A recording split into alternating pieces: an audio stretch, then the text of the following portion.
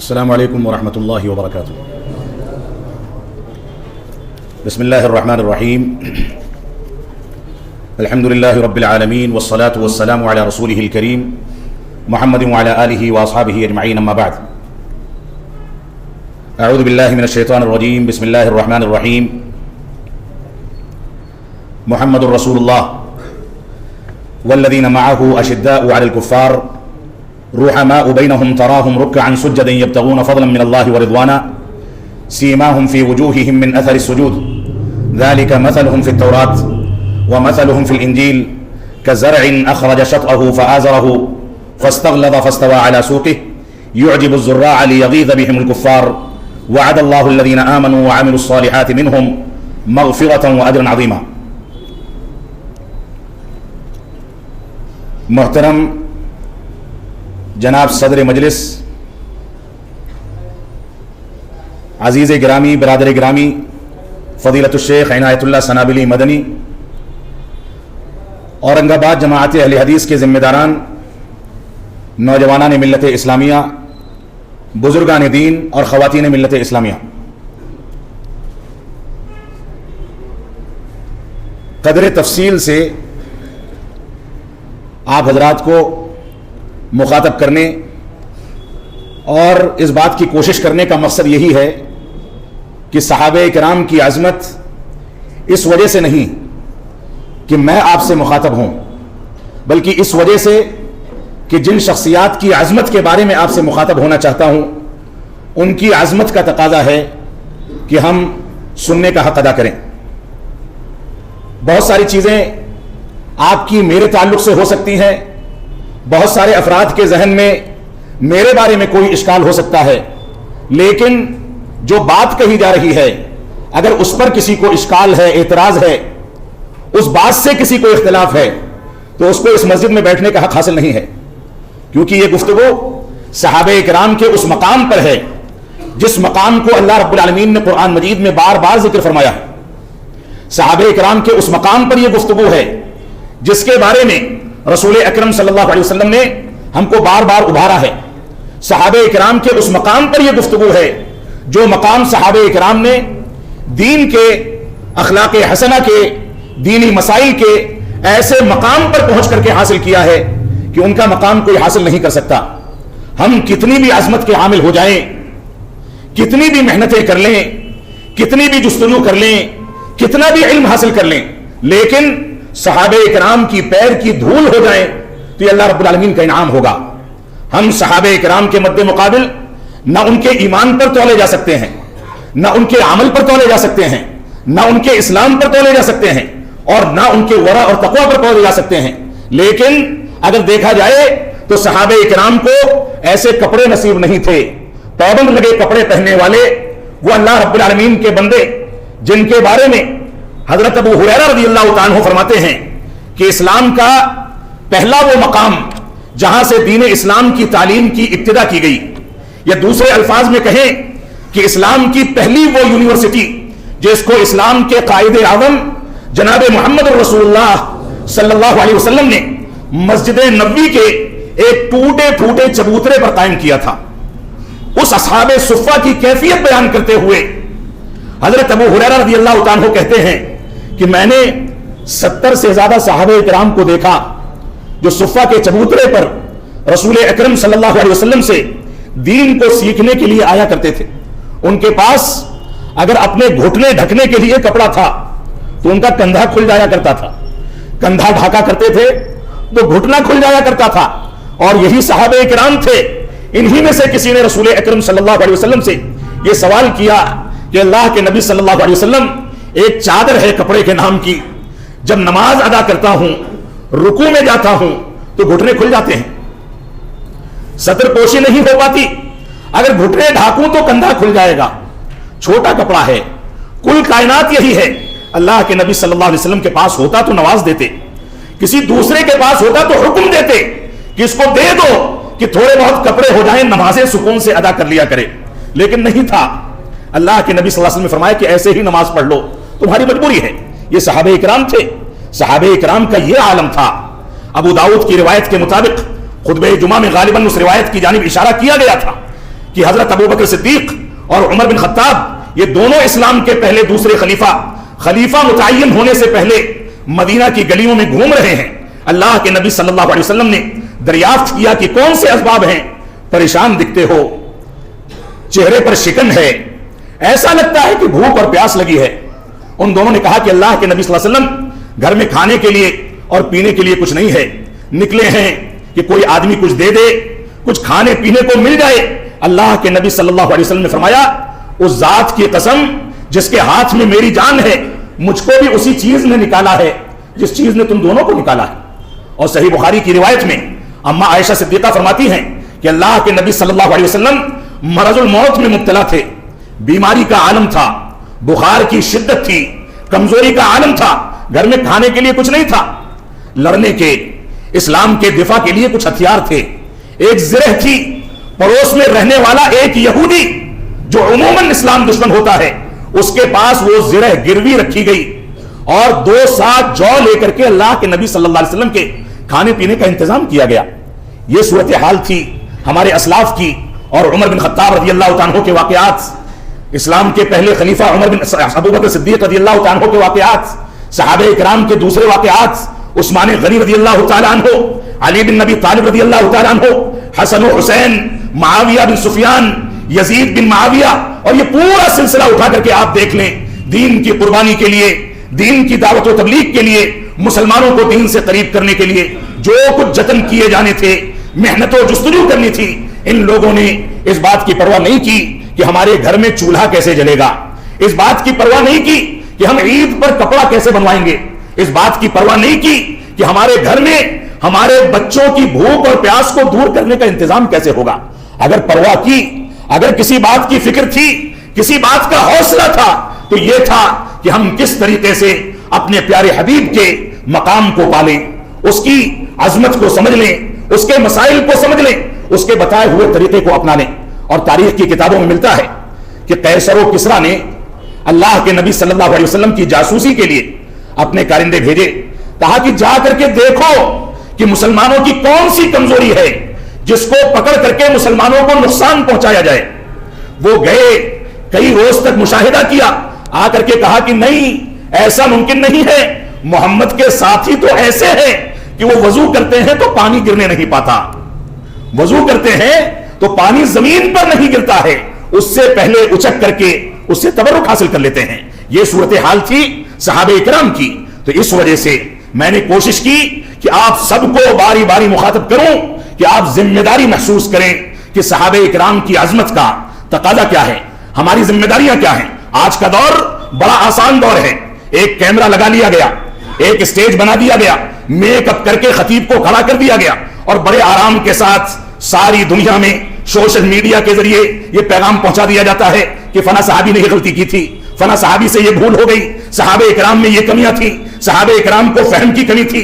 ہر انسان نے اور ہر مکتب فکر نے اپنی خواہشات کے لحاظ سے اپنی روٹیاں سینکنے کا کام کیا ہے. اگر کوئی بچا ہے تو قرآن و سنت کا، توحید کے تقاضوں پر عمل کرنے والا، اتباع رسول کے مطابق چلنے والا، فہم سلف صالحین کو سمجھنے والا وہ ٹولہ، وہ جماعت جو قرآن و سنت کی سچی داعی ہے، وہ صحابہ کرام کی توہین سے یکسر اور مکمل طریقے سے محفوظ ہے. اور ہم کو فخر ہے کہ ہم اس کے نمائندے ہیں، ہم کو اس بات پر فخر ہے کہ ہم اس کے نمائندے ہیں. اور صحابہ کرام، اہل بیت، تابعین اعظام، محدثین کرام، یہاں تک کہ دوسرے مکاتب فکر کے وہ علماء اور فقہا جنہوں نے قرآن و سنت کی خدمات انجام دی ہیں، ان کی بھی قدر کرنے میں ہم سے آگے دنیا کی کوئی جماعت نہ جا سکتی ہے اور نہ جا سکی ہے. یہ ہمیں اس بات پر فخر ہے اور ہم کو فخر ہونا چاہیے. اس وجہ سے ہماری ذمہ داری ہے کہ صحابہ کرام کی عظمت کو سمجھیں. جو آیت کریمہ میں نے آپ کے سامنے تلاوت کی ہے، اس میں اللہ رب العالمین نے بڑے واضح الفاظ میں صحابہ کرام کی بعض صفات کا تذکرہ فرما دیا. اللہ رب العالمین نے فرمایا محمد الرسول اللہ والذین معہ اشداء علی الکفار رحماء بینہم تراہم رکعا سجدا یبتغون فضلا من اللہ ورضوانا. اللہ رب العالمین نے فرمایا محمد صلی اللہ علیہ وسلم کے لیے اتنا اعزاز کافی ہے کہ آپ اللہ کے رسول ہیں. اللہ کا رسول ہونے سے بڑا اعزاز، اور اس اعزاز پر یہ اعزاز دیا گیا ہو کہ سید الانبیاء، سید البشر بنا دیا گیا. یہ اعزاز دیا گیا ہو کہ ایک اشارہ کریں اور چاند کے 2 ٹکڑے ہو جائیں، یہ اعزاز دیا گیا ہو کہ آپ کی شخصیت کے بارے میں، آپ کی رسالت کے بارے میں قبر کے سوالوں میں سے ایک سوال کیا جائے گا اور جواب نہ دینے والے کے لیے قبر کے دونوں پارٹوں کو ملا دیا جائے گا، اس سے بڑا اعزاز کیا ہو سکتا ہے؟ اور رسول ہونے کی حیثیت سے شفاعت عظمیٰ عطا کی گئی ہو، رسول ہونے کی حیثیت سے آپ کی پیروی اور اتباع کو لازم قرار دیا گیا ہو، رسول ہونے کی حیثیت سے یہ بھی کہا گیا ہو کہ کوئی آپ کی اتباع سے سرے منہ انحراف کرے گا تو ایسی صورت میں اس کو خمیازہ بھگتنا پڑے گا۔ تاریخ نے اس کو دیکھ لیا۔ مسلمان جب تک اتباع رسول پر قائم و دائم رہے، جب تک صحابہ کرام نے رسول اکرم صلی اللہ علیہ وسلم کے فرامین کو سمجھا، اس کے مطابق زندگی گزاری، ان کو غلامی نہیں جھیلنی پڑی، دنیا میں آگے بڑھتے رہے، عزت و وقار کی زندگی گزاری، آنکھیں اٹھا کر کے چلے، سر بلند رہا۔ لیکن جہاں مسلمانوں نے اتباع رسول کو نظر انداز کر کے، صحابہ کرام کے منہج کو نظر انداز کر کے بدعات و خرافات اور تقلید شخصی کے جوہر میں اپنے آپ کو ملوث کیا، وہیں سے کہیں بغداد ٹوٹا اور کہیں ہندوستان میں مغل ٹوٹ گئے اور کہیں ہماری بابری مسجد منہدم کر دی گئی، کہیں مسلم پرسنل لا کے نام پر طلاق ثلاثہ کے بہانے سے ہم کو ہراساں کیا گیا اور کہیں کچھ کیا گیا، کہیں کچھ کیا گیا۔ آپ پوچھیں اور سوال کریں ان لوگوں سے جو لوگ ناکام ہوتے ہیں موجودہ طاقتوں کے آگے کہ کیا کبھی انہوں نے اپنے ہتھیاروں کو قرآن و سنت کے آگے زیر کرنا بھی سیکھا ہے؟ کیا انہوں نے دلائل کے آگے اپنے امام کے فرمان اور فتوے کو چھوڑنا بھی سیکھا ہے؟ اگر سیکھا ہوگا تو کامیاب ہو جائیں گے، نہیں تو ایسے ہی ناکامی ہمارا مقدر بنی رہے گی۔ معاف فرمائیں گے، مسلسل پروگرام کی وجہ سے میری آواز تھوڑا سا ساتھ نہیں دے رہی ہے، لیکن میں موضوع کی تکمیل کروں گا۔ اللہ رب العالمین ہم کو قرآن و سنت کی پیروی کرنے کی توفیق عطا فرمائے۔ فرمایا محمد الرسول اللہ، محمد صلی اللہ علیہ وسلم اللہ رب العالمین کے رسول ہیں، یہ اعزاز آپ کے لیے کافی ہے۔ والذین معہ اشداء علی الکفار رحماء بینہم تراہم رکعا سجدا یبتغون فضلا من اللہ ورضوانا۔ فرمایا جو آپ کے ساتھ ہیں، کوئی تمیز اور تفریق نہیں کی گئی کہ پاکستان سے کوئی فتنہ اٹھے اور معاویہ رضی اللہ عنہ کو صحابہ اکرام کی صف سے نکال دے، کوئی تمیز اور تفریق نہیں کی گئی کہ کوئی فقہ کا بہانہ بنا کر کے ابو ہریرہ رضی اللہ عنہ کو غیر فقیہ قرار دے دے، کوئی تعین یا کوئی تفریق نہیں ہے۔ فرمایا جو آپ کے ساتھ ہیں اشداء علی الکفار، کفار پر شدید ہیں، سخت ہیں، رحماء بینہم آپس میں رحم دل ہیں، کفار پر اتنے شدید ہیں کہ جب قیدیوں کو پکڑ کر کے لایا جاتا ہے اور مشورہ کیا جاتا ہے تو اللہ کے نبی صلی اللہ علیہ وسلم کہتے ہیں کہ فدیہ لے کر کے چھوڑ دو، ابو بکر کہتے ہیں کہ فدیہ لے کر کے چھوڑ دو، اور جب اسلام کے دوسرے خلیفہ عمر بن خطاب رضی اللہ عنہ سے پوچھا جاتا ہے کہ ان کو کیا کیا جائے تو کہتے ہیں کہ میرے پیارے حبیب کو تکلیف دینے والوں، قتل کی سازش کرنے والوں، اسلام کو ملیا میٹ کرنے کی کوششیں کرنے والوں کو ایسے کیسے چھوڑ دیا جائے گا؟ بہتر یہ ہے کہ مسلمانوں میں کفار کے رشتہ دار تلاش کیے جائیں اور ان کے ہاتھ میں تلوار دے کر کے کہا جائے کہ اپنے کافر قیدی کافر کو قتل کر کے اس کی گردن اس کے دھڑ سے الگ کر دیں۔ اللہ رب العالمین نے اس کو پسند فرمایا، تو فرمایا اشداء علی الکفار، کفار پر شدید ہیں، شدت پسندی کی وجہ سے نہیں بلکہ شدید ہیں اس وجہ سے کہ کفار راون کے طریقے سے 12 چہرے لے کر کے گھومتے ہیں، ہم سے تنہائی میں ملتے ہیں تو مسکرا دیتے ہیں، ہمارے دشمنوں سے ملتے ہیں تو سازشیں کرتے ہیں، اسلام کی بات آتی ہے تو مسلمانوں کو بدنام کرتے ہیں، اس وجہ سے ان کے خلاف شدید ہیں، حکمت عملی کو نہیں چھوڑتے۔ لیکن جہاں شدت پسندی اور شدید فیصلے لینے کی جگہ ہے وہاں پر شدید فیصلے لیتے ہیں۔ فرمایا رحماء بینہم، آپس میں رحم دل ہیں، اتنے رحم دل ہیں کہ انصاری صحابہ اکرام جو مدینہ منورہ میں سکونت پذیر تھے، مہاجرین جب ہجرت کر کے مکہ سے مدینہ آتے ہیں تو ان کو پناہ دے دیتے ہیں، اور صرف پناہ ہی نہیں دیتے، اپنی کھیتی باڑی ان کے حوالے کر دیتے ہیں کہ اس کو بو، کھاؤ، کاٹو، کماؤ، بینک بیلنس بناؤ۔ اور یہی اتنا نہیں، اگر کسی انصاری صحابی کے پاس 2 بیویاں ہوتی ہیں تو اپنے مہاجر بھائی کو دے دیتا ہے کہ طلاق دے کر کے عدت گزار لے، تم اس سے نکاح کر لینا۔ یہ ایثار کا جذبہ تھا، آپس کی رحم دلی کا جذبہ تھا، اخوت قائم کرنے کا جذبہ تھا، جو دنیا کی کوئی بھی قوم آج تک نہ قائم کر سکی ہے اور نہ قائم کر سکے گی۔ یہ صحابہ کرام کا امتیاز تھا۔ تو اللہ رب العالمین نے فرمایا رحماء بینہم، آپس میں ایک دوسرے پر رحم کرنے والے، رحم دلی اختیار کرنے والے، اور ان کی ایک صفت یہ ہے کہ اللہ کے نبی صلی اللہ علیہ وسلم تراہم رکعا سجدا، آپ دیکھیں گے ان کو रुकू और सजदा करते हुए अबू बकर सिद्दीक को जन्नत की बशारत मिल गई, खुलफाए अरबा को जन्नत की बशारत मिल गई, बहुत सी सहाबियात को जन्नत की बशारत मिल गई, बहुत सारे सहाबे इकराम को मुख्तलिफ मौके से रसूल अकरम सल्लल्लाहु अलैहि वसल्लम ने फरमाया, मन सर्रहु अन यंजुरा इला रजुलिन मिन अहलिल जन्नति फलयंजुर इला हादा। इस अंदाज की बशारतें या इस मफहूम की बशारतें सहाबे इकराम को दी जाती रही। उसके बावजूद तकवा और परहेजगारी का यह आलम है कि अल्लाह के नबी सल्लल्लाहु अलैहि वसल्लम आप देखेंगे ये तवील तवील रुकू करते हैं, लंबे लंबे सजदे करते हैं, इनके पैरों में वर्म आ जाता है, रोते हैं, गिड़गिड़ाते हैं, अपने गुनाहों से तौबा करते हैं, अल्लाह के सामने यहां तक कहते हैं कि अल्लाह रब्बुल आलमीन काश तूने मुझको चिड़िया बना दिया होता कि मुझको जवाबदही का तस्वर लेकर के परेशान ना होना पड़ता, मिट्टी में मिला दिया जाता, दुनिया में जिंदगी गुजारने में मेरे सामने मसूलियत ना होती। यह सहाबे इकराम की पाकीज़गी थी, तकवा था, परहेजगारी थी, यह आलम था कि अल्लाह के नबी सल्लल्लाहु अलैहि वसल्लम के लिए यही सहाबे इकराम उहुद में फिदाइयत की मिसालें कायम करते हैं। अबू दुजाना को देख लें, सैयदुश शुहदा को देख लें, सहाबियात को देख लें, और बेशुमार सहाबे इकराम की मिसालें मौजूद हैं। एक सहाबी रसूल बल्कि सहाबिया आती हैं, अफवाह उड़ गई, नाम मुझको याद नहीं है, अफवाह उड़ गई कि अल्लाह के नबी सल्लल्लाहु अलैहि वसल्लम शहीद कर दिए गए, जबकि उनका शौहर, उनका बाप, उनका भाई, उनका बेटा जंगे उहुद में सब शहीद कर दिए गए थे। लोग कहते थे कि आपका शौहर शहीद कर दिया गया, आपका बेटा मार दिया गया, आपके भाई को कत्ल कर दिया गया, शहादत के दर्जे को पहुंच गया।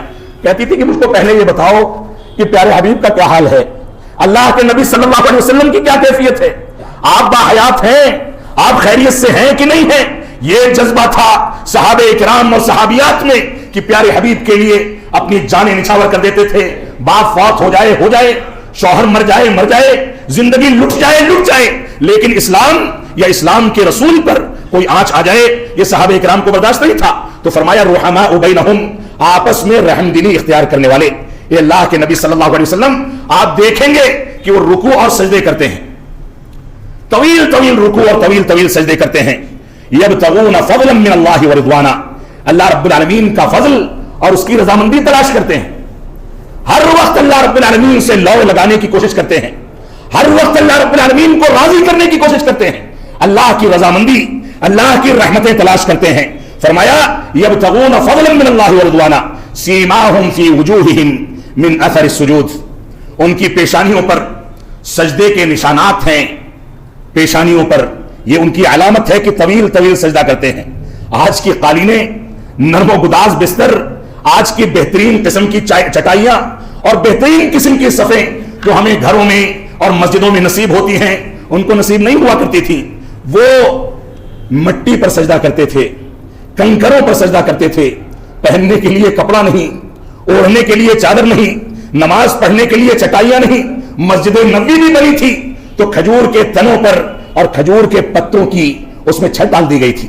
बारिश होती थी तो कीचड़ में सजदा करते थे, और आम आदमी नहीं करता था, खुद रसूल अकरम सल्लल्लाहु अलैहि वसल्लम उसमें मौजूद होते थे, खुद सहाबे इकराम उसी हालत में सजदा करते थे।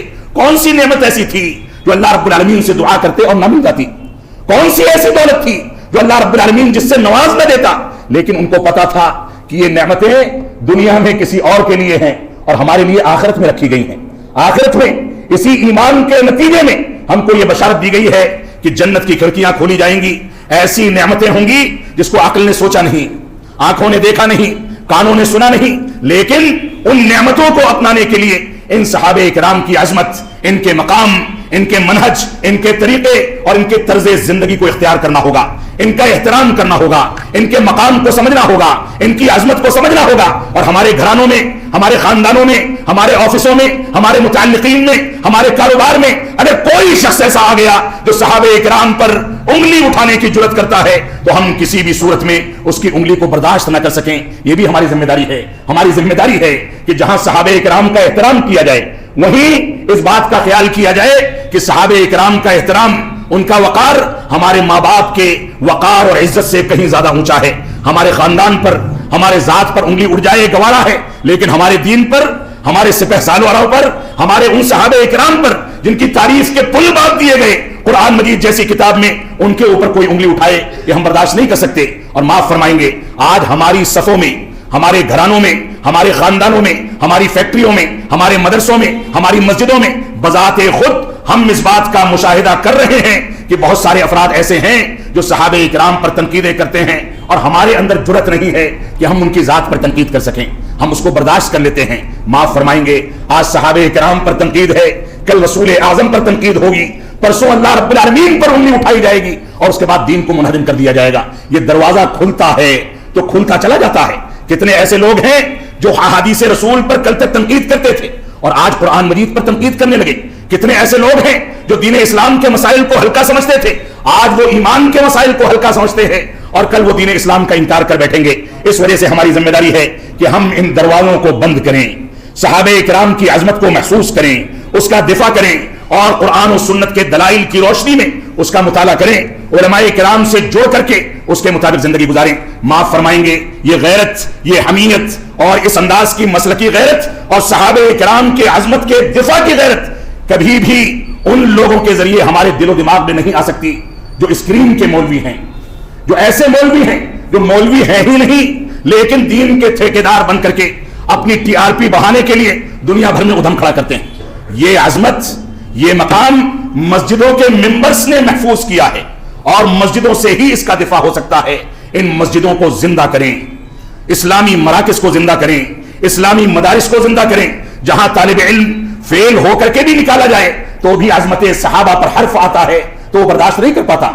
جہاں کا طالب علم مار کر کے بھی باہر نکال دیا جائے، مدرسے کو تو گالی دے دے گا، مدرسے کے ناظم کو گالی دے دے گا، لیکن صحابہ کرام کے اوپر کوئی انگلی اٹھا دے وہ انگلی توڑ کر کے رکھ دے گا، کیونکہ اس کے اندر یہ غیرت ان مدارس اسلامیہ کے مناہج دراسیہ کے ذریعے سے پیوست کی جاتی ہے، بھری جاتی ہے، اس کی تربیت اسی بنیاد پر کی جاتی ہے۔ تو ہماری ذمہ داری ہے کہ ہم اس بات پر غور و فکر کریں۔ تو اللہ کے نبی صلی اللہ علیہ وسلم کو مخاطب کر کے اللہ رب العالمین نے فرمایا تراہم رکعا سجدا یبتغون فضلا من اللہ ورضوانا، آپ ان کو دیکھیں گے رکوع اور سجدے کرتے ہوئے اللہ رب العالمین کا فضل اور اللہ رب العالمین کی رضامندی کو تلاش کرتے ہوئے، ان کی پیشانیوں پر سجدے کے نشان ہوتے ہیں۔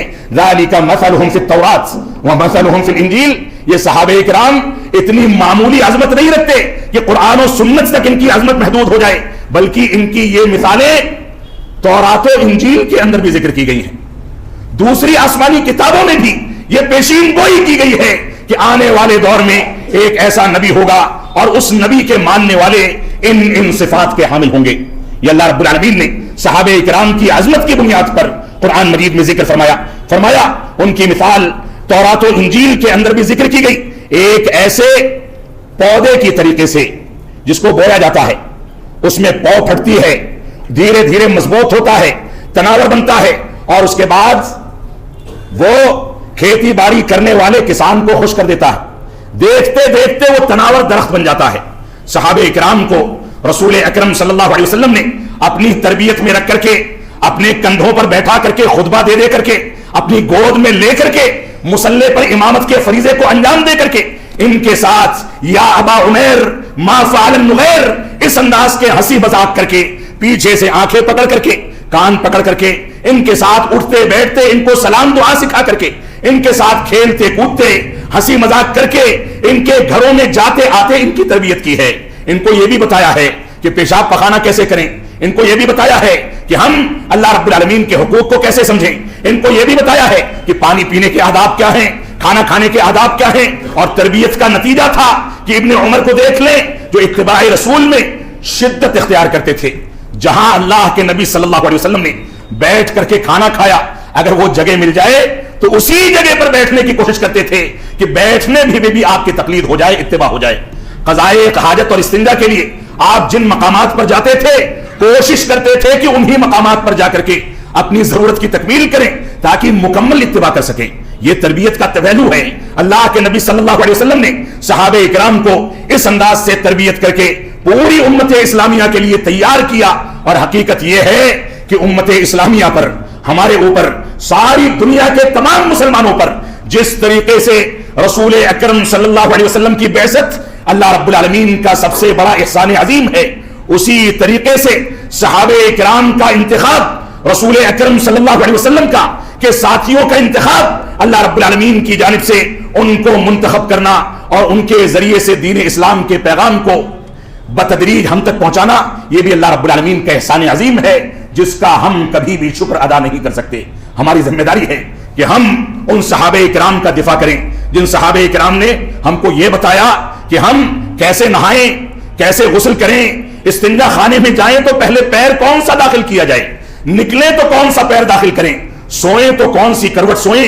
अल्लाह के नबी सल्लल्लाहु अलैहि वसल्लम की सारी तालीमात को नकल करके हम तक पहुंचाने वाले यही सहाबे किराम हैं। तो अल्लाह रब्बुल आलमीन ने फरमाया ये किसान को खुश कर देता है, तनावर दरख्त बन जाता है। अल्लाह रब्बुल आलमीन ने आगे फरमाया वअदल्लाहु अल्लज़ीना आमनू व अमिलुस सालिहाति मिनहुम मग़फ़िरतन व अजरन अज़ीमा। सूरह फतह की आयत नंबर 29 में अल्लाह रब्बुल आलमीन आखिर में फरमाता है कि अल्लाह रब्बुल आलमीन ने ईमान लाने वालों से, आमाल सालिहा को अंजाम देने वालों से, जो सहाबे किराम में ऐसे लोग थे, उनके लिए मग़फ़िरत और अजर अज़ीम का वादा फरमाया है। इससे बड़ी बशारत क्या हो सकती है कि अल्लाह रब्बुल आलमीन सहाबे किराम के बारे में इस अंदाज की बशारतें सुना दे।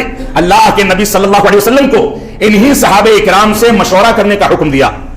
इन्हीं सहाबे किराम में एक सहाबी रसूल थे, नाबीना थे, पहनने का कपड़ा नहीं था, ओढ़ने की चादर नहीं थी, गरीब थे, फटे पुराने कपड़े पहनते थे।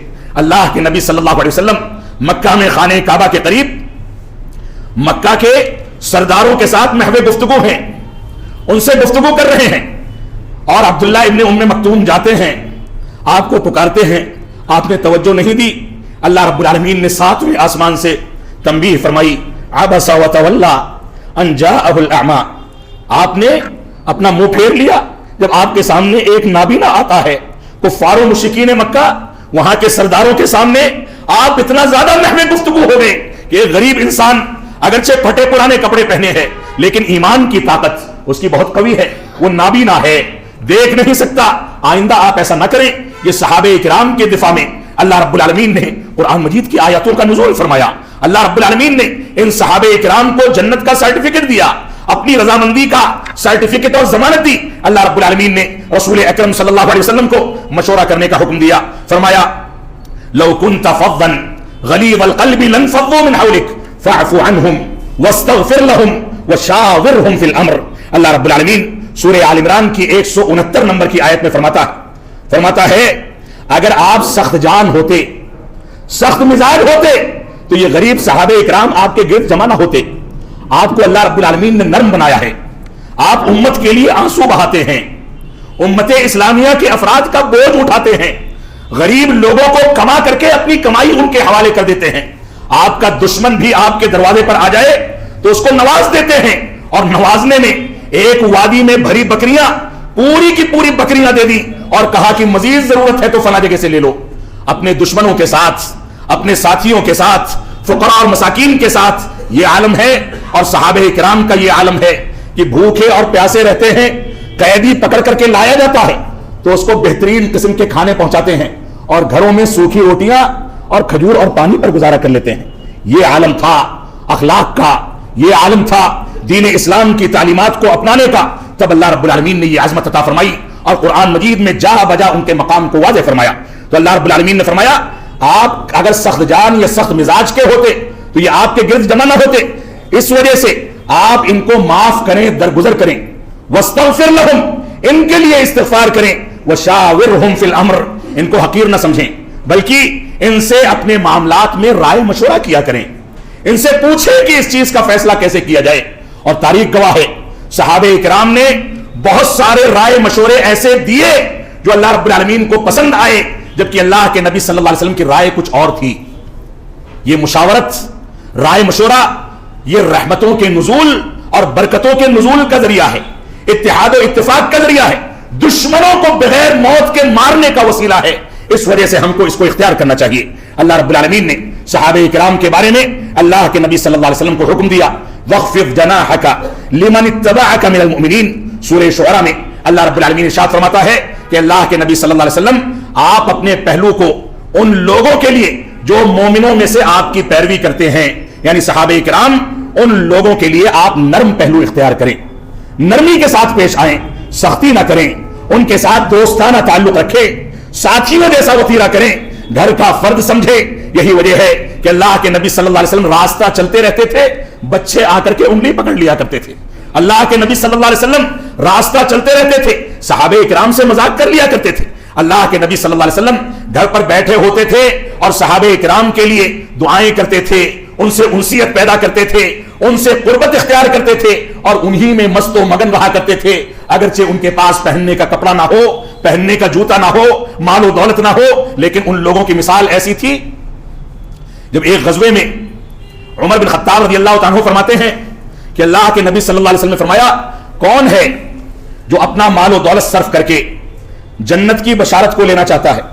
عمر بن خطاب رضی اللہ عنہ جلدی جلدی گئے اور اپنا آدھا مال و دولت سرمایہ آدھا لے لیا اور اللہ کے نبی صلی اللہ علیہ وسلم کی خدمت میں پیش کرنا چاہتے تھے، تو کہتے ہیں کہ میں نے دیکھا کہ ابو بکر صدیق پہلے سے موجود ہیں اور کہہ رہے ہیں کہ اللہ کے نبی صلی اللہ علیہ وسلم یہ میرا پورا کا پورا سرمایہ ہے، ساری جمع پونجی ہے۔ پوچھا گھر والوں کے لیے کیا چھوڑا؟ فرمایا کچھ نہیں چھوڑا، اللہ رب العالمین عطا کرنے والا ہے، اللہ اور اس کے رسول کا پیغام چھوڑ کے آیا ہوں۔ عمر بن خطاب کہتے ہیں تب مجھ کو سمجھ میں آیا کہ ابو بکر صدیق رضی اللہ عنہ کا مقام مجھ سے زیادہ اونچا کیوں ہے۔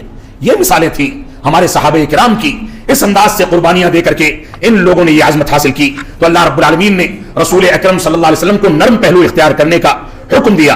اللہ رب العالمین نے ایک جگہ پر سورہ توبہ میں آیت نمبر 100 میں ارشاد فرمایا، رضامندی اور جنت کی بشارت کا اعلان کرتے ہوئے ارشاد فرمایا، والسابقون الاولون من المہاجرین والانصار الذين اتبعوهم بإحسان رضي الله عنهم ورضوا عنه وأعد لهم جنات تجري من تحتها الأنهار خالدين فيها أبدا ذلك الفوز العظيم۔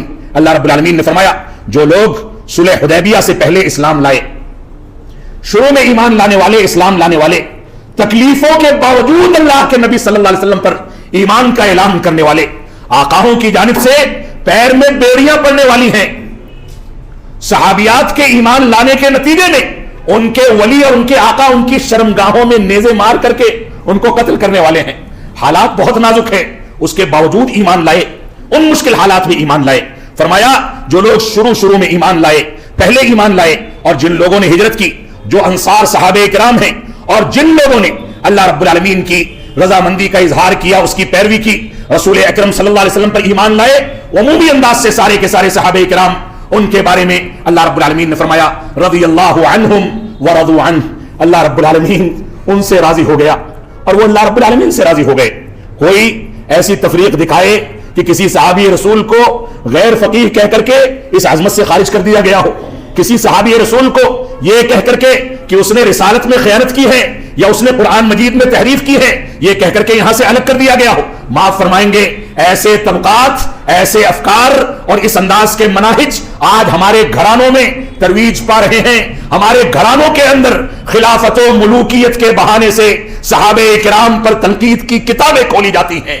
آج ہمارے گھرانوں میں صحابہ کرام کے خلاف فضائے قائم کرنے کے لیے ایسے مفتیان کرام کو جگہ دی جاتی ہے جو رفع الیدین اور آمین بالجہر کی روایتیں جو ابو ہریرہ رضی اللہ عنہ روایت کی ہیں، اس کی بنیاد پر ابو ہریرہ کو غیر معتمد صحابی اور غیر فقیہ صحابی قرار دیتے ہیں۔ یہ ہمارے گھرانوں کا، ہمارے خاندانوں کا، ہمارے معاشرے کا تماشا ہے کہ اپنی مرضی کے مطابق کوئی بات مل جائے تو اس کو لے لیا جائے، اور مرضی کے خلاف کوئی صحابی رسول روایت کرتا ہے تو اس کو غیر فقیہ کہہ دیا جائے، اس کو اسلام سے خارج کر دیا جائے، اس پر تنقیدیں کی جائیں، عائشہ صدیقہ کو زانیہ قرار دیا جائے، نعوذ باللہ من ذالک۔ یہ باتیں میں اشارات کر رہا ہوں، اس کی تفاصیل، اس کے دلائل ساری کی ساری چیزیں موجود ہیں۔ رافضہ نے جو تماشے کھیلے، رافضہ کی جڑوں سے نکلنے والے وہ افراد جن کا ایک مرکز دہلی میں واقع ہے، وہاں سے سارے ہندوستان میں خلافت و ملوکیت کے بہانے سے صحابہ کرام پر انگلیاں اٹھانے والے باقاعدہ پیدا کیے گئے اور پیدا کیے جا رہے ہیں۔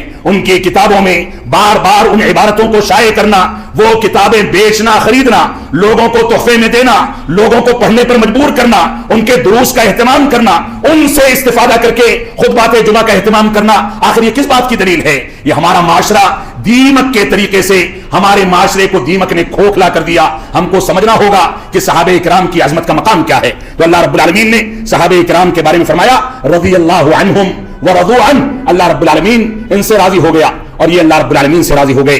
وَأَعَدَّ لَهُمْ جَنَّاتٍ تَجْرِي مِن تَحْتِهَا الْأَنْهَارُ خَالِدِينَ فِيهَا أَبَدًا ذَلِكَ الْفَوْزُ الْعَظِيمُ۔ اللہ رب العالمین نے ان کے لیے ایسے باغات تیار کیے، جنتیں تیار کی ہیں جس کے نیچے سے نہریں بہ رہی ہیں، دودھ کی نہریں، شہد کی نہریں، جو سوچتے ہیں سامنے حاضر ہو جاتا ہے۔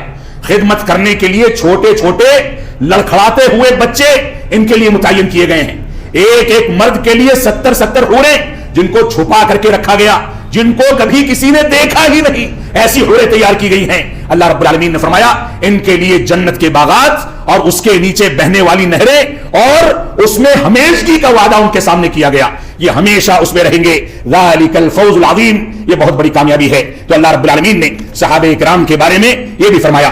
اللہ کے نبی صلی اللہ علیہ وسلم کی روایت کو سامنے رکھتے ہوئے عبداللہ بن مسعود رضی اللہ تعالیٰ عنہ نے صحابہ کرام کی صفات کا تذکرہ کرتے ہوئے فرمایا من کان مستنن فلیستن بمن قد مات, جس کو اسوہ پکڑنا ہے ان لوگوں سے پکڑے جو فوت ہو گئے, جو وفات پا گئے. آج کے دور میں اسٹیج پر ہمارے ذمہ داران کو بیٹھا کر کے رسول اکرم صلی اللہ علیہ وسلم کے بارے میں نعتیہ اشعار پڑھنے کے بعد ان کی تعریف کے پل باندھے جاتے ہیں اور وہ خوش بھی ہوتے ہیں, ان کے سامنے تعریف کی جاتی ہے تو یہ سمجھتے ہیں کہ ہم نے بڑے کارنامے کر لیے.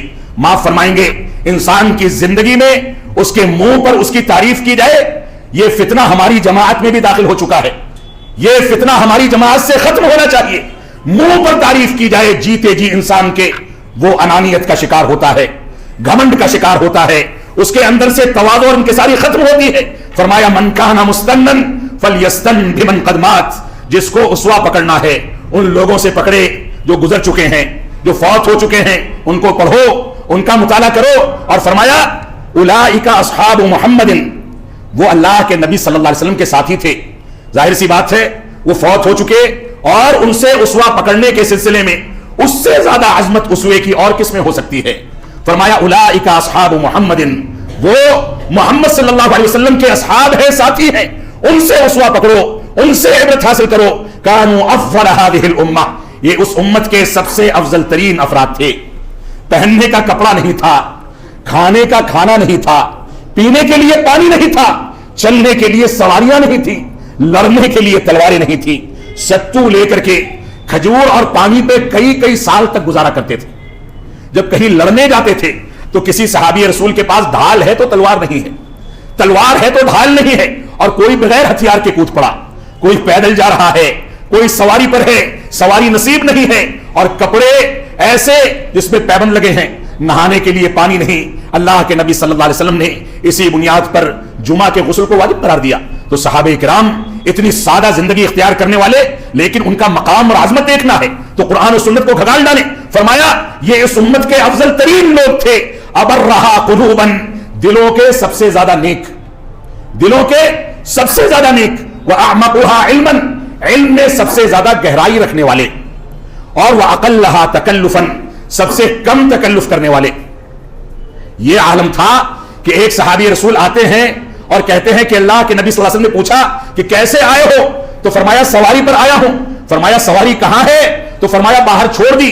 کہا باندھا نہیں, تو کہا نہیں باندھا, اللہ پر اعتماد ہے.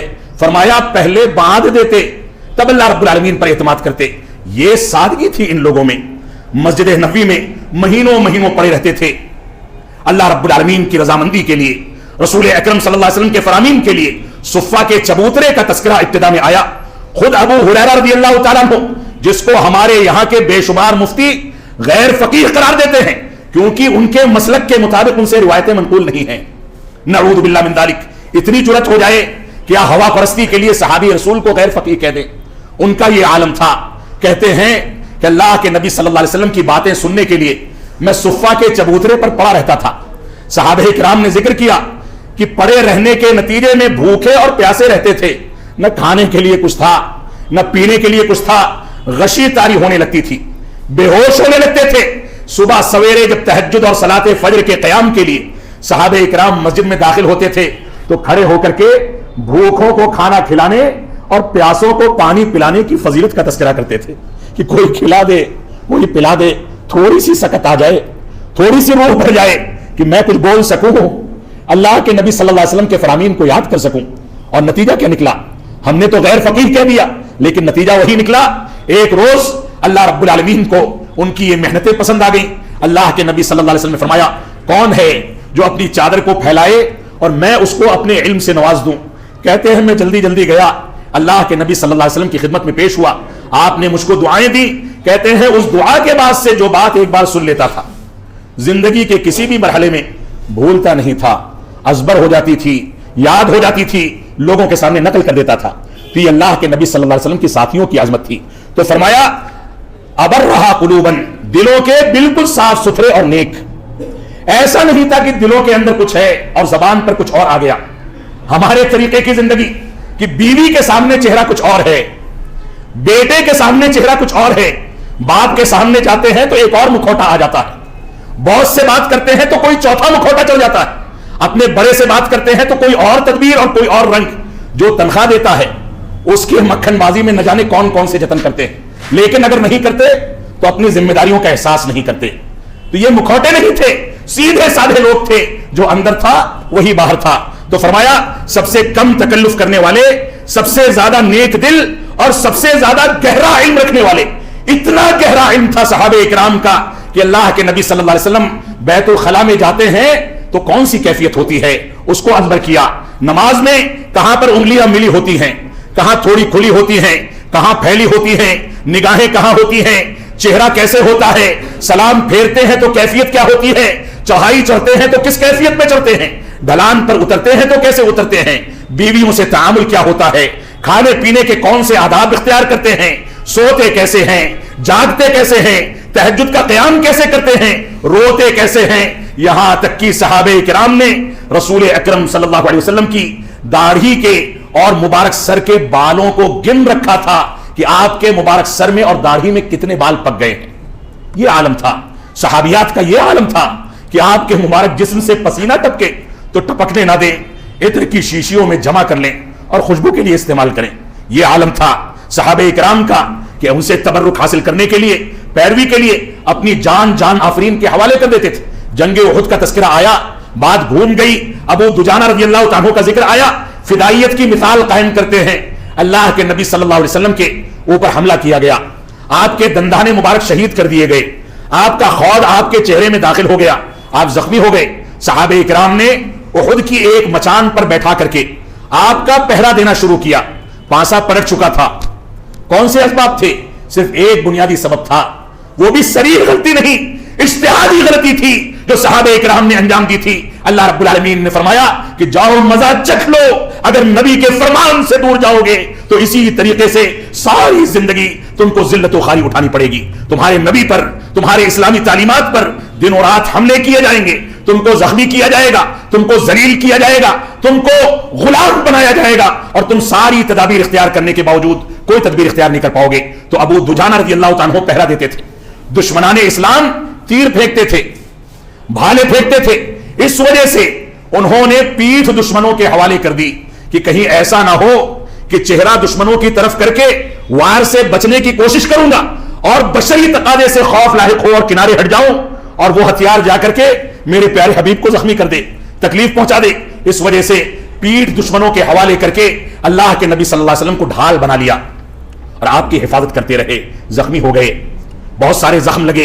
ये पूरी दास्तान है जिस दास्तान को हमको पढ़ना चाहिए। ये सहाबे इकराम थे जिन्होंने अल्लाह के नबी सल्लल्लाहु अलैहि वसल्लम के लिए इस अंदाज की कैफियत इख्तियार की। आगे फरमाते हैं इख्तारहुमुल्लाहु लिसुहबति नबिय्यिही, अल्लाह रब्बुल आलमीन ने इन सहाबे इकराम को अपने नबी की सोहबत के लिए मुंतखब फरमाया था, अपने नबी की सोहबत के लिए इख्तियार किया था और वली इकामति दीनिही, अपने दीन को कायम करने और दीन की नश्र व इशाअत के लिए मुंतखब किया था। और अल्लाह रब्बुल आलमीन जिनका इंतखाब अपने नबी की सोहबत के लिए करे, अल्लाह रब्बुल आलमीन जिनका इंतखाब दीन के इकामत के लिए करे, उनके अंदर कोई कमी अगर कोई निकालता है तो गोया वो बिलवास्ता अल्लाह के नबी सल्लल्लाहु अलैहि वसल्लम पर तनकीद करता है, गोया वो अल्लाह रब्बुल आलमीन के इंतखाब पर तनकीद करता है। और ये तनकीद मुसलमान किसी भी हालत में बर्दाश्त कर ले, ऐसा नहीं हो सकता और ना हमको बर्दाश्त करना चाहिए। अल्लाह रब्बुल आलमीन हमको इस बात की तौफीक अता फरमाए। बहुत सारी चीजें हैं, बहुत सारे फजाइल हैं, मैं ज्यादा तफसील में न जाते हुए बात को समेटना चाहूंगा। एक इत्तेहाम मुझ पर भी लगता रहा है और जमाअत अहले हदीस पर बिलखुसूस ये इत्तेहाम आता रहा है कि ये सहाबे इकराम की अजमत का तो तस्करा करते हैं लेकिन अहले बैत की अजमत को नहीं मानते। शिया हजरात की जानिब से ये इत्तेहाम झेले जाते रहे हैं, मेरे बारे में भी कहे गए। मैं यहां पर इस बात का तस्करा कर देना चाहता हूं कि हमारा अकीदा सहाबे इकराम की अजमत को तस्लीम करने का, अहले बैत के मकाम को तस्लीम करने का है। और अल्लाह की कसम जितना एहतराम हम सहाबे इकराम اور آل بیت کا کرتے ہیں دنیا کی کوئی قوم نہ کر سکی ہے نہ کر سکتی ہے. یہ میرا چیلنج ہے اور اس میں ہم کھڑے اتریں گے, کیونکہ ہم نے ان کی روایتوں کو پوری امانت کے ساتھ دنیا کے سامنے پہنچایا ہے. ہم نے ان کی عظمتوں کو اپنی کتابوں کے اندر لکھ کر کے محفوظ کیا ہے. ہم نے ان کی قدر و منزلت کو اپنے منبروں سے بیان کر کے دنیا کے سامنے عام کیا ہے. کوئی بتائے جو ہوا پرستی کی بنیاد پر آل بیت سے محبت کا اظہار کرتا ہے, ایک اہل بیت کو گالی دیتا ہے اور دوسرے کی عظمت کو مانتا ہے اور اس میں بھی مبالغہ کرتا ہے. کوئی بتائے کہ وہ لوگ جو لوگ اس انداز کا اتہام لگاتے ہیں وہ یہ کیوں کہتے ہیں کہ ابن عباس اور ان کے عبداللہ بن عباس اور ان کے والد عباس اللہ کے نبی صلی اللہ علیہ وسلم کے چچا اور ان کے بیٹے یہ جہنم کے نچلے طبقے میں عذاب دیے جائیں گے. کوئی بتائے اور جواب دے کہ وہ لوگ کیوں کہتے ہیں کہ اللہ کے نبی صلی اللہ علیہ وسلم کی بیٹیاں فاطمہ کے علاوہ کوئی بھی بیٹی آپ کی حقیقی بیٹی نہیں تھی بلکہ آپ نے اپنی جانب منسوب کر لیا تھا. کوئی بتائے کہ ان کی کتابوں میں یہ چیز بار بار کیوں چھپتی ہے کہ آیات براءت عائشہ صدیقہ کے بارے میں نازل نہیں ہوئی تھی بلکہ عائشہ تو ویسی ہی تھی جیسا کہا گیا. نعوذ باللہ من ذالک. ہماری ماں پر, ہماری عزت و آبرو پر, ہماری شخصیات پر, ہمارے عقیدے پر اس انداز کے اتہامات لگائے جائیں اور ہم ان لوگوں کے شانہ بشانہ چلے, ان کے ساتھ بیٹھے اٹھیں, ان سے دوستی کا اظہار کریں. یہ کون سا انصاف ہے؟ ہماری ذمہ داری ہے کہ ہم ان سے برات کا اظہار کر کے ان کو اپنی چوکھٹوں سے باہر کر دیں, ان کی کتابوں کو اٹھا کر کے اپنے خاندانوں سے نکال دیں, ان کے افکار کو اپنے گھرانوں سے صاف کر کے ان کو پاکیزہ کر لیں. یہ ہماری ذمہ داری ہے. تو آل بیت کے بارے میں ہم کو سبق نہ دیں. ہم اللہ کے فضل سے آل بیت کے جتنے مقام و مرتبے کو ہم تسلیم کرتے ہیں دنیا میں کوئی تسلیم نہیں کر سکتا ہے. تو اس تفصیل میں نہیں جاؤں گا, اشارہ کافی ہے. اگرچہ دلائل موجود ہے, اللہ کے نبی صلی اللہ علیہ وسلم نے آل بیت کے احترام کے بارے میں, حسن و حسین کے احترام کے بارے میں جو کچھ فرمایا وہ ساری کی ساری چیزیں ہمارے مدارس میں پڑھائی جاتی ہیں, ہماری مسجدوں میں ان کے دروس ہوتے ہیں, ہم اپنے خطبات کے موضوعات بناتے ہیں, ہم اس پر بحث کرتے ہیں, اس کی نشر و اشاعت کرتے ہیں اور ہمارے لیے یہی اتنا کافی ہے. اللہ کے نبی صلی اللہ علیہ وسلم سے اور صحابہ کرام سے اور آل بیت سے دوسرے صحابہ کرام جس انداز سے محبت کا اظہار کرتے تھے اس کی بے شمار مثالیں قرآن و سنت کے اندر موجود ہیں. اللہ کے نبی صلی اللہ علیہ وسلم کا فرمان ہے, النجوم امانۃ للسماء فاذا ذهبت النجوم اتى السماء ما توعد وانا امانۃ لاصحابي فاذا ذهبت اتى اصحابي ما يوعدون واصحابي امانۃ لامتی فاذا ذهب اصحابي اتى امتی ما يوعدون. صحیح مسلم کی روایت ہے. اللہ کے نبی صلی اللہ علیہ وسلم نے ارشاد فرمایا کہ ستارے جو ہیں یہ آسمان کے لیے تحفظ کا ذریعہ بنائے گئے. جب یہ ستارے چلے جائیں گے تو آسمان پر وہ کچھ نازل ہوگا جس کا وعدہ کیا گیا, یعنی آسمان پھٹ جائے گا, آسمان پھٹ جائے گا. اور اس کے بعد فرمایا وانا امانۃ لاصحابی, اور میں اپنے ساتھیوں کے لیے امین ہوں, ان کی حفاظت کرنے والا ہوں, اپنے ساتھیوں کا امانت دار ہوں. جب میں چلا جاؤں گا تو میرے ساتھیوں پر وہ کچھ نازل ہوگا جس کا وعدہ کیا گیا ہے, یعنی میرے جانے کے بعد میرے ساتھیوں کو کچھ مشکلات اور دشواریوں کا سامنا کرنا پڑے گا. بدعات و خرافات جنم لینے لگیں گی, زکوٰۃ کے انکاری پیدا ہو جائیں گے, خلافت کے بارے میں کچھ لوگ اختلاف کریں گے, لیکن جیسے جیسے زمانہ گزرے گا ویسے ویسے ان چیزوں کو حل کر لیا جائے گا. اللہ کے نبی صلی اللہ علیہ وسلم کی ایک حدیث آئے گی اور مسائل حل کر دیے جائیں گے, لیکن دور گزرتے گزرتے فتنے بڑھتے جائیں گے اور مختلف انداز کی سرکشیاں سر اٹھانے لگیں گی اور غلط انداز کے لوگ جنم لینے لگیں گے. اور اس کے بعد فرمایا وَأَصْحَابِي أَمَنَةٌ لِأُمَّتِي, اور میرے ساتھی میری امت کے لیے محافظ ہیں, اس کے امین ہیں. جب میرے ساتھیوں کا دور ختم ہو جائے گا تو سن لو کہ میری امت پر وہ کچھ آئے گا جس کا ان سے وعدہ کیا گیا ہے. یہ امت صحابہ اکرام کے دور کے بعد سے جن مسائل سے جوجھتی چلی آ رہی ہے اور آج بھی جن فطروں کا شکار ہے وہ ساری کی ساری چیزیں ہمارے سامنے. ہم کو سمجھنا ہوگا کہ ہم کس انداز سے ان چیزوں کا سامنا کریں. اللہ کے نبی صلی اللہ علیہ وسلم کا فرمان ہے خیر الناس قرنی ثم الذین یلونہم ثم الذین یلونہم ثم یکون بعدہم قوم یشہدون ولا یستشہدون. اللہ کے نبی صلی اللہ علیہ وسلم نے فرمایا سب سے بہتر زمانہ میرا زمانہ ہے, اس کے بعد میرے بعد آنے والوں کا یعنی صحابہ اکرام کا زمانہ, پھر اس کے بعد کے افراد کا زمانہ صحابہ و تابعین کا زمانہ, اور اس کے بعد ان کے اوپر گواہی کے لیے طلب کیے گئے بغیر گواہی دیے ہوئے لوگ آئیں گے اور وہ لوگ خیانت کریں گے اور اسی طریقے سے امانت میں خیانت کریں گے اور نظریں مانیں گے لیکن نظر کو پورا نہیں کریں گے, دین کے نام پر گورکھ دھندے چلائیں گے اور ان کے اندر موٹاپا ظاہر ہو جائے گا, ان کے اندر موٹاپا ظاہر ہو جائے گا. یہ صحیح بخاری اور صحیح مسلم کی روایت ہے, میں تفصیل میں نہیں جانا چاہتا. اسی طریقے سے اللہ کے نبی صلی اللہ علیہ وسلم نے ارشاد فرمایا, یہ بھی متفق علیہ روایت ہے, صحیح بخاری صحیح مسلم میں موجود ہے, یاتی علی الناس زمان یغزو فیہ فئام من الناس فیقولون, لوگوں پر ایک ایسا زمانہ آئے گا جس میں میرے لوگوں کی ایک ٹولی جنگ کرے گی, جہاد کرے گی, اور پوچھا جائے گا کہ کیا تم میں سے کوئی ایسا ہے تمہاری جماعت میں جس نے اللہ کے نبی صلی اللہ علیہ وسلم کی صحبت اختیار کی ہو. کہا جائے گا کہ ہاں کوئی ایک آدمی ایسا ہے, دو لوگ ایسے ہیں, فیفتح لہم, اس بنیاد پر ان کو فتح یابی حاصل ہوگی. اور اس کے بعد لوگوں پر ایک زمانہ ایسا آئے گا کہ وہ غزوے میں نکلیں گے اور لوگوں کے سامنے ان سے پوچھا جائے گا کہ کیا تمہارے درمیان کوئی ایسا شخص ہے جس نے اللہ کے رسول صلی اللہ علیہ وسلم کے کسی صحابی سے ملاقات کی ہو, یعنی کوئی تابعی موجود ہے. کہا جائے گا کہ ہاں کوئی تابعی موجود ہے, تو اس کی بنیاد پر ان کو فتح یابی حاصل ہوگی, وہ کامیاب ہوں گے. پھر لوگوں پر ایک ایسا زمانہ آئے گا کہ لوگ غزوہ کریں گے اور لوگوں سے پوچھا جائے گا کہ کیا تم میں کوئی ایسا شخص ہے جس نے صحابی رسول سے ملاقات کرنے والے سے ملاقات کی ہے, یعنی کوئی تابعی ہے. تو کہا جائے گا کہ ہاں, تو اس کی بنیاد پر ان کو اللہ رب العالمین فتح یابی حاصل عطا فرمائے گا. یہ عظمت ہوگی صحابہ کرام کی, ان کے ساتھیوں کی اور ان کے ساتھیوں کے ساتھیوں کی. لیکن یہ پورا کا پورا دور گزر گیا. آج ہماری عظمت کا راز, ہماری کامیابی کا راز ان صحابہ کرام کے مقام کو سمجھنا ہے. ہماری کامیابی کا راز صحابہ کرام کے منہج کو اور مسلک کو سمجھنا ہے.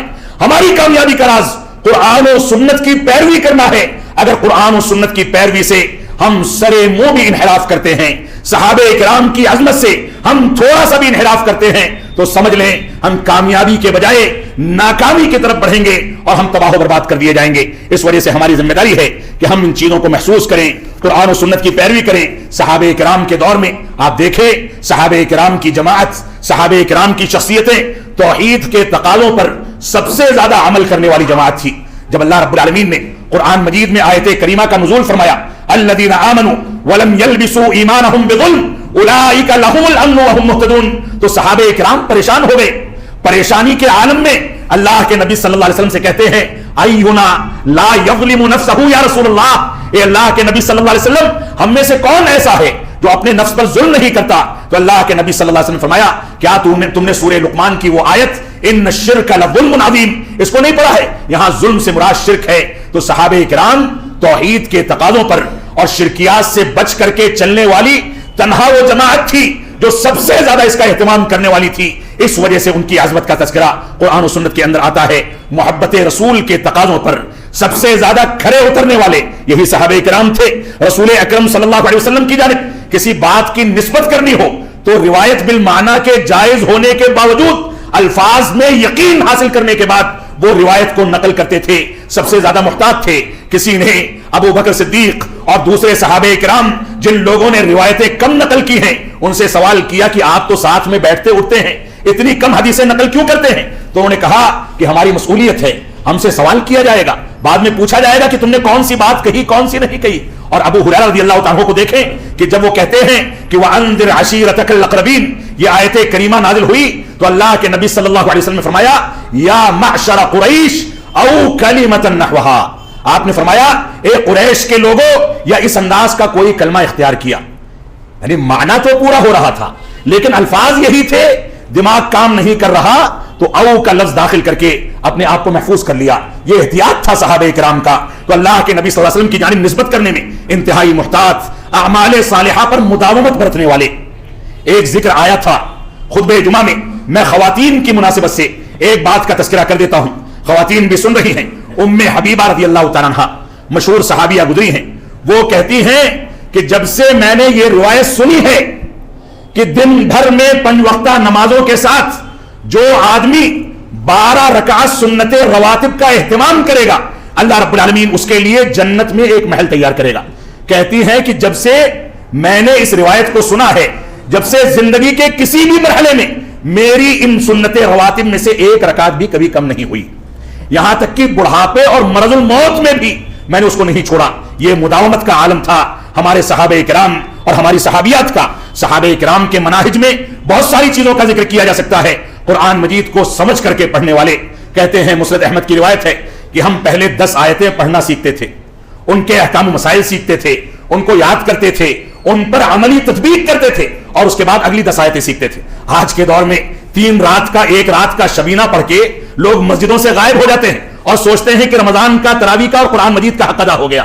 نعوذ باللہ من ذالک. اگر 10 آیتیں سمجھ کر کے پڑھنی ہے تو پوری زندگی نکل جائے گی، قرآن مجید ختم نہیں ہوگا. تو صحابہ اکرام قرآن مجید کا حق ادا کرتے تھے، اپنے اوپر گناہوں سے خائف رہتے تھے، اسلامی تعلیمات کو حاصل کرنے کے لیے ہمیشہ حریص رہا کرتے تھے، اپنے نفس کا ہمیشہ محاسبہ کرتے تھے، جان و مال کو ہمیشہ اسلام کے نام پر قربان کر دینے کے لیے تیار رہتے تھے، اور رسول اکرم صلی اللہ علیہ وسلم کی تصدیق کے بغیر کوئی بات تسلیم نہیں کرتے تھے. حدیث جبریل جس کو ام السنہ کہا گیا، جیسے قرآن مجید کی سورہ فاتحہ کو ام الکتاب کہا گیا، اس کے اخیر میں ہے کہ اللہ کے نبی صلی اللہ علیہ وسلم نے صحابہ اکرام سے پوچھا کہ جانتے ہو یہ کون تھے؟ صحابہ اکرام تو آنکھیں پھاڑ کر کے شروع سے دیکھ رہے تھے کہ ایک ایسا شخص آیا کہ بال کالے ہیں، جھڑے ہوئے ہیں، کپڑے سفید ہیں، صاف و شفاف ہیں، اور آثار سفر بھی نظر نہیں آتے، مدینہ کا رہنے والا بھی نہیں ہے، اور گھٹنے سے گھٹنا ملا کر کے بیٹھ گیا، ران پر ہاتھ رکھ لیا. جو سوال کرتا ہے جواب ملنے کے بعد کہتے ہیں کہ آپ نے صحیح کہا، تصدیق بھی کرتے ہیں. تعجب تو تھا ہی. اخیر میں اللہ کے نبی صلی اللہ علیہ وسلم نے فرمایا کہ جانتے ہو یہ کون ہے؟ فرمایا جبریل تھے. اتاکم یعلمکم دینکم، یہ آئے تھے کہ تم کو تمہارا دین سکھا دیں. اللہ کے نبی صلی اللہ علیہ وسلم نے جب تصدیق کر دی تب صحابہ کرام کو تسلی ہوئی کہ جو کچھ باتیں کہی گئی ہیں وہ قابل اعتماد ہیں اور ان کو اللہ رب العالمین نے بھیجا ہے. تو صحابہ کرام رسول اکرم صلی اللہ علیہ وسلم کا اتنا مقام رکھتے تھے، اتنی عظمت رکھتے تھے. اللہ رب العالمین ہم کو قرآن و سنت کی روشنی میں صحابہ کرام کے مقام کو سمجھنے کی توفیق عطا فرمائے. اللہ رب العالمین ہم کو اس بات کی توفیق عطا فرمائے کہ ہم قرآن و سنت کی پیروی کریں، قرآن و سنت کی پیروی کر کے صحابہ کرام کے مقام کو سمجھیں.